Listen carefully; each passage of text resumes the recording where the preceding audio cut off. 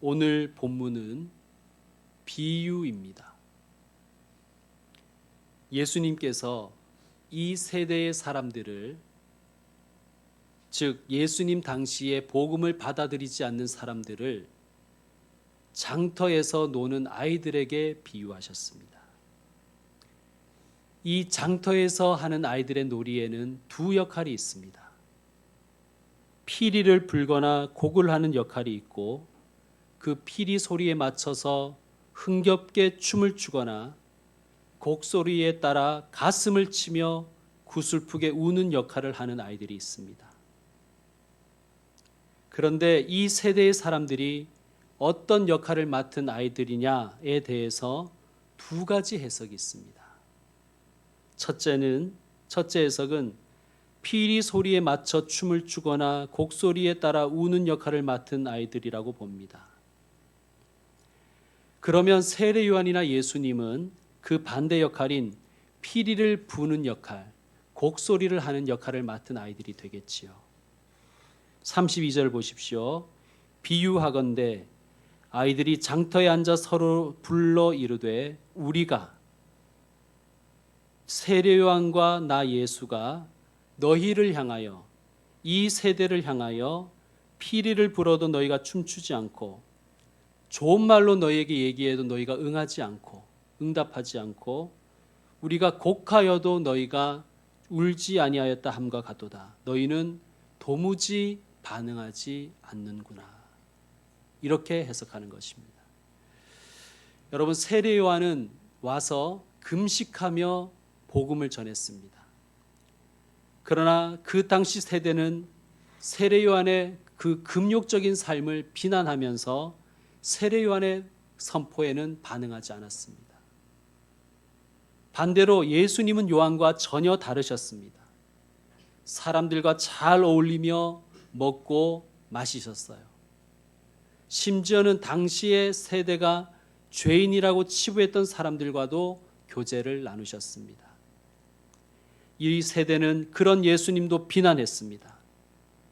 예수님의 그러한 행동을 비난하면서 예수님의 복음에는 전혀 호응하지 않았습니다. 이 세대는 피리를 불어도 춤추지 않고 곡을 하여도 울지 않는구나. 예수님의 슬픈 탄식이며 생명의 길, 구원의 복음을 받아들이지 않는 이들을 향한 주님의 책망인 것입니다. 이들은 단지 반응하지 않은 것이 아니라 세례 요한은 귀신이 들렸고 예수는 먹기를 탐하고 포도주를 즐기며 세리와 죄인의 친구이기 때문에 우리는 따를 수 없다고 자신들의 행동을 정당화했습니다. 여러분, 우리도 인생길에서, 신앙의 길에서 이런 사람을 만나기도 합니다. 우리의 전도나 권면에 전혀 호응하지 않고 우리가 가는 길에도 동의하지 않는 사람들을 만나는 것이죠. 정말 피리를 불어도 곡을 하여도 무반응인 이들을 보며 우리는 속상하고 힘이 빠지곤 하지요. 사람들의 반응이 없는 것은 감수하겠는데 우리의 행동을 꼬투리 잡아서 오히려 비난을 합니다. 너희가 이래서 내가 안 하는 거야.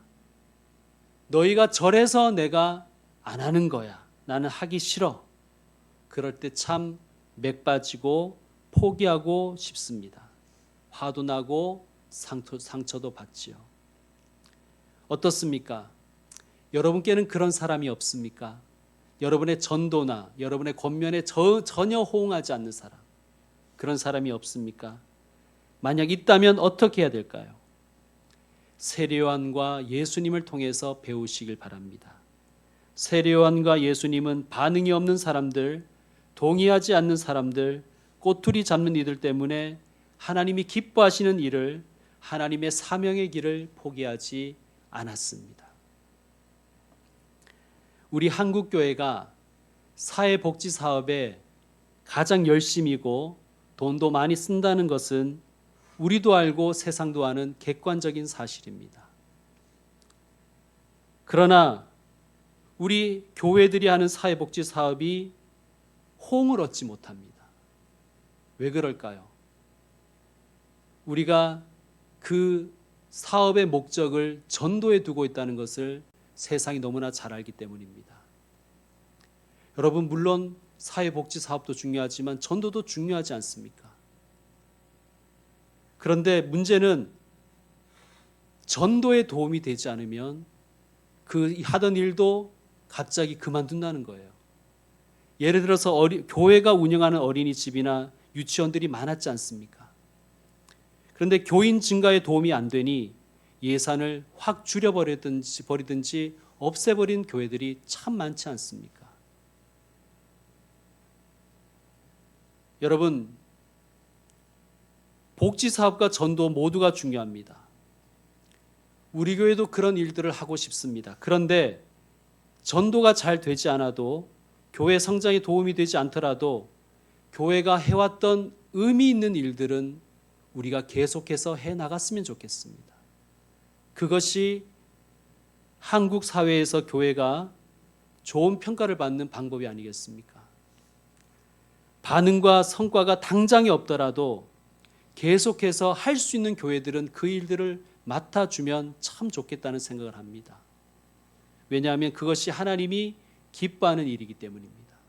당장의 전도의 효과가 없고 당장 교회 성장에 호응이 되지 않더라도 좀 멀리 보고 그 일들을 계속해서 해나갈 수 있는 한국교회가 되기를 우리는 소망해 봅니다.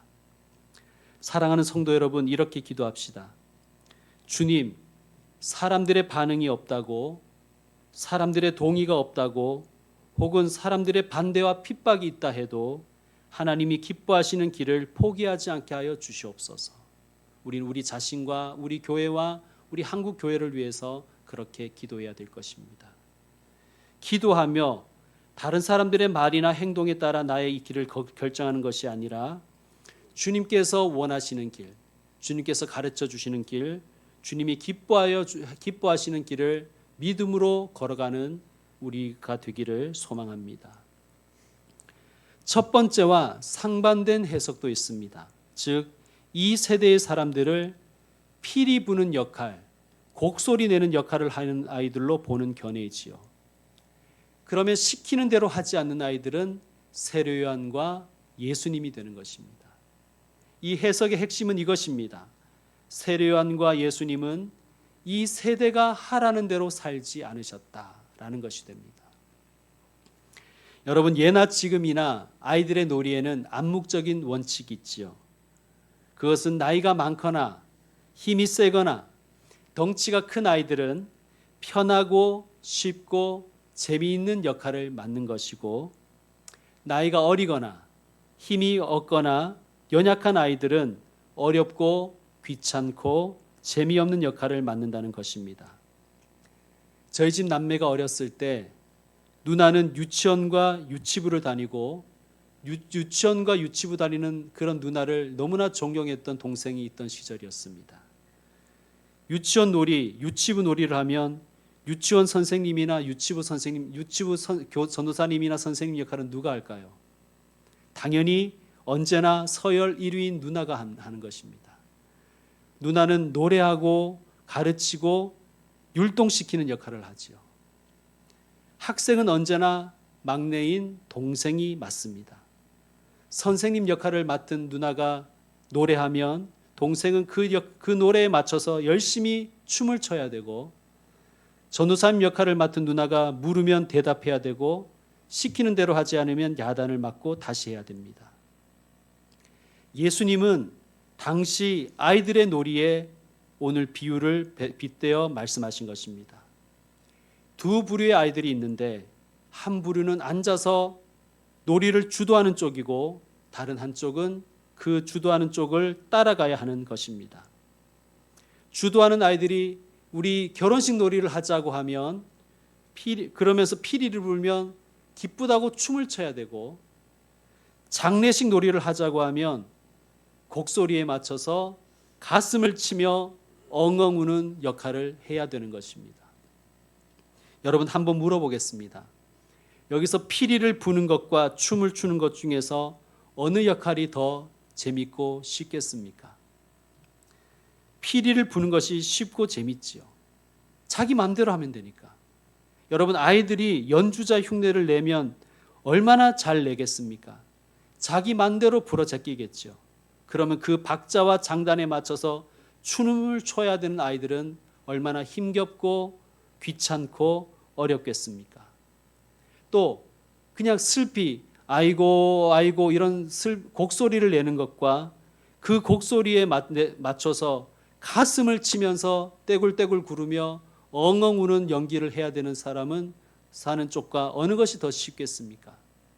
당연히 아이고 아이고 소리 내는 쪽이 더 쉽습니다. 여러분 혹시 연기를 해보신 적이 있습니까? 아니면 연기하는 것을 본 적이 있으십니까?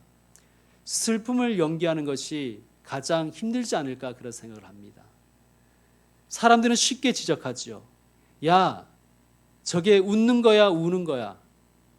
쟤는 영혼이 없어. 제 연기에는 진정성이 없어. 그렇게 쉽게 얘기하죠. 정말 영혼이 담긴 연기하는 것, 그 진정성 있는 연기를 하는 것은 그리 쉽지가 않지 않습니까? 예수님 당시의 세대는 특히나 바리새인과 유대의 종교 지도자들은 자신들의 기준에 따라 사람들이 맞추기를 원했습니다. 자신들이 세운 원칙에 사람들을 그 원칙을 따르라고 강요하였습니다. 보통의 사람들은 이들의 권력과 위세에 눌려서 시키는 대로 할 수밖에 없었습니다. 하지만 바리새인들이 세운 기준과 규칙들은 따르기가 너무나 어려웠지요. 그래서 평민들은 늘 죄인 취급을 당하여야 됐고 죄책감에 시달려야 했습니다. 그런데 이 바리새인들과 서기관들의 장단에 맞추지 않는 분들이 나타났습니다. 한 분은 세례 요한이요, 또 한 분은 예수님이십니다. 바리새인들과 대제사장들은 자신들의 원칙에 예수님과 세례 요한이 따르지 않는다고 세례 요한과 예수님을 이상한 사람 취급했습니다. 여러분 33절과 34절을 연이어 읽어주시길 바랍니다. 시작.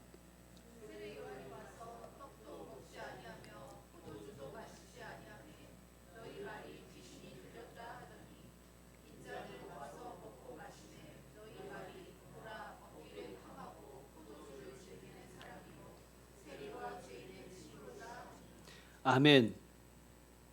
세례 요한은 바리새인과 유대 지도자들이 세운 그 규정과 원칙을 따르지 않으면서 금식하며 복음을 전했더니 사람들이 뭐라고 했냐 하면 귀신 들렸다 그랬어요.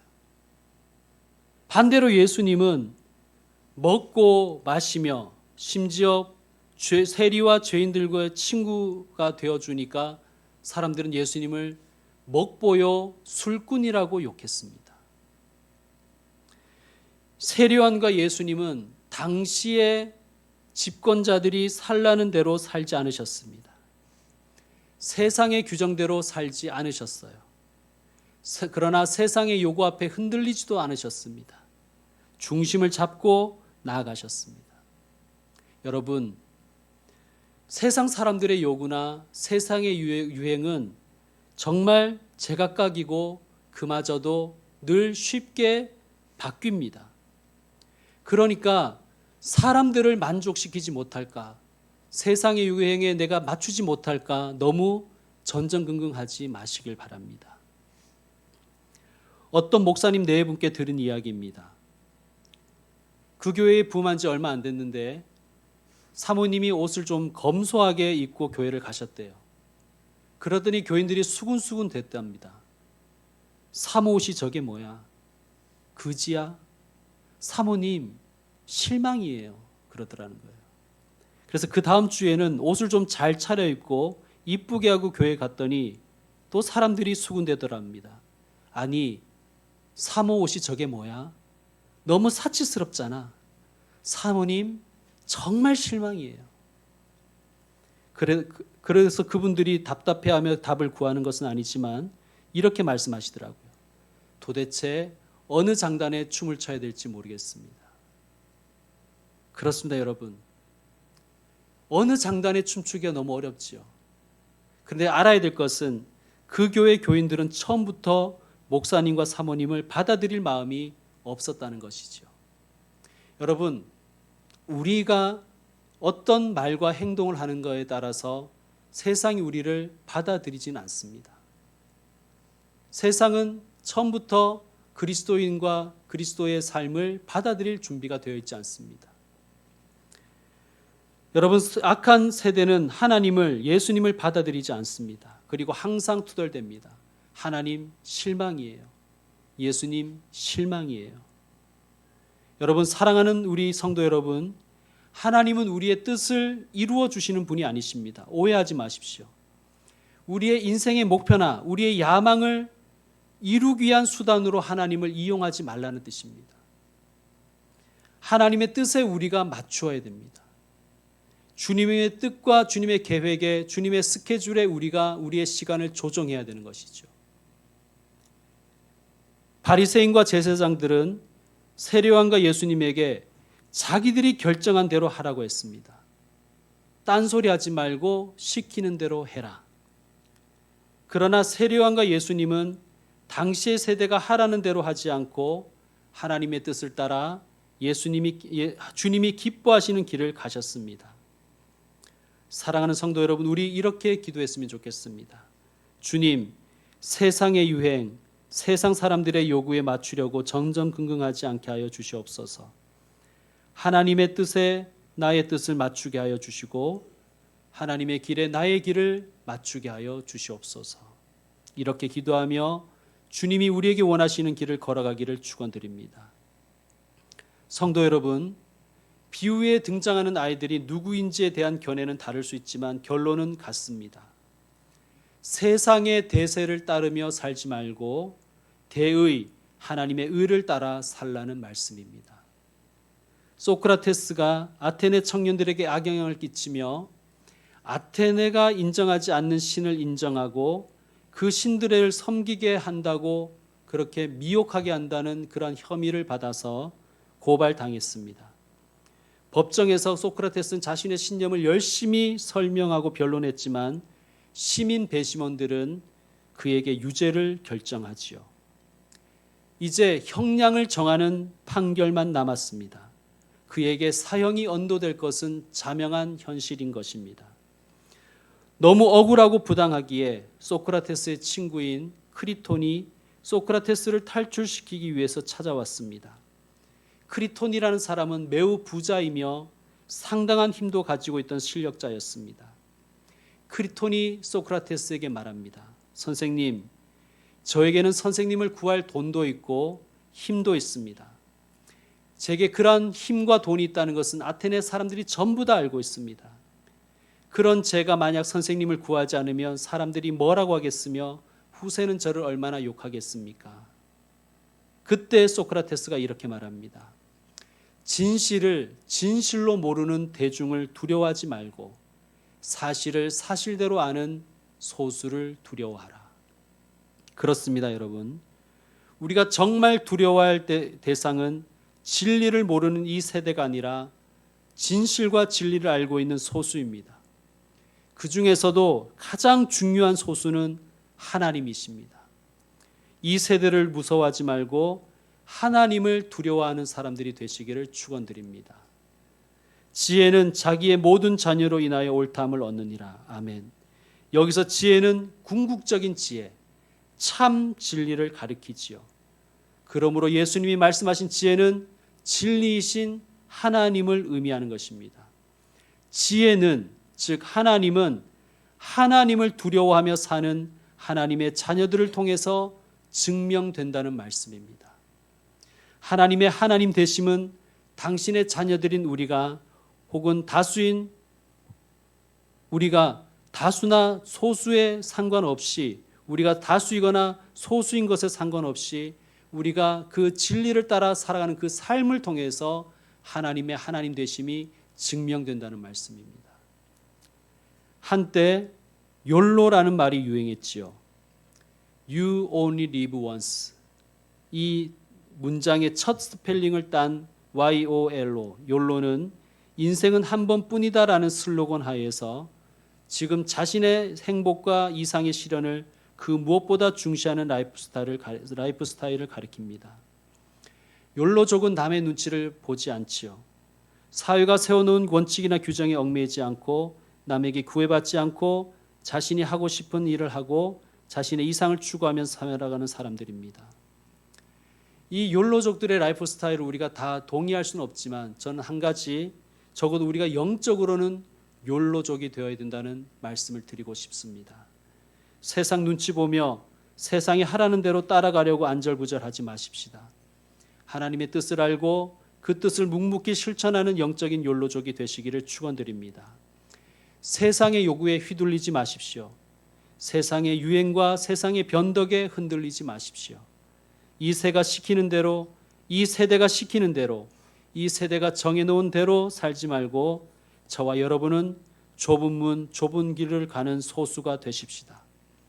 우리의 삶을 통해서 하나님의 길이 옳다는 것을 증명하는 사람이 되시기를 소망합니다. 우리의 길이요 진리요 생명 되신 예수님을 따라 진리와 생명의 길을 기쁘게 걸어가는 저와 여러분 되기를 축원드립니다. 이 시간 합심기도 시간을 갖겠습니다. 우리 다 같이 일어나십시다.